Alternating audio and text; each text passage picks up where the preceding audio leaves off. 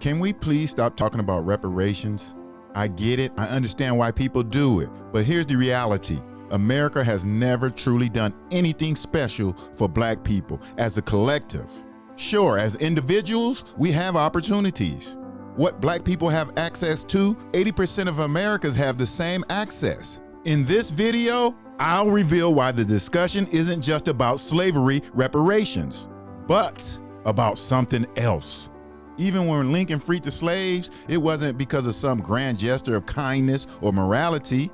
Lincoln himself said it was a business decision to keep the Union strong, not to improve the lives of Black people.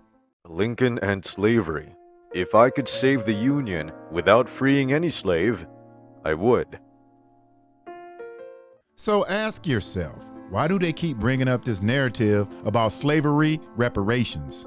Because it's a media tactic to push this idea that Black people are just sitting around waiting for handouts, making us look lazy and like we don't want to work.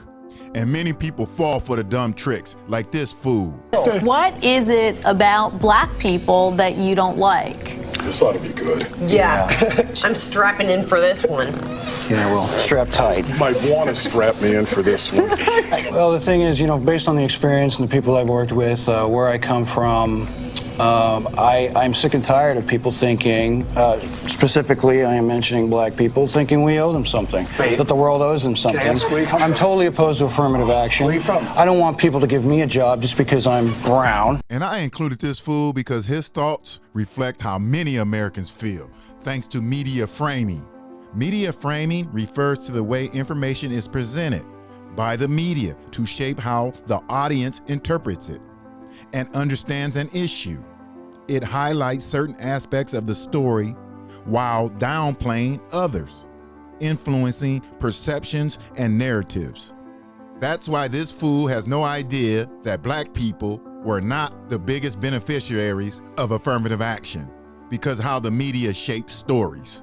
Take California, for example. This is a state that has been displacing Black communities for decades and never really intended to hand out free money to Black people. It was all just a distraction to funnel funds to others. Example, a bill about reparations was presented, but the governor vetoed the bill. Now check this out, you guys. They twisted this narrative into this story being about handouts for slavery, when a key aspect of the bill was about Black families reclaiming or being compensated for the properties that was unjustly taken by the government. It was about getting back what was taken, not just about handouts. But the media twisted the story into about reparations for slavery, even though California wasn't a slave state and most taxpayers in the state had nothing to do with slavery. So all this talk that it was a bill about reparations for slavery was just a distraction.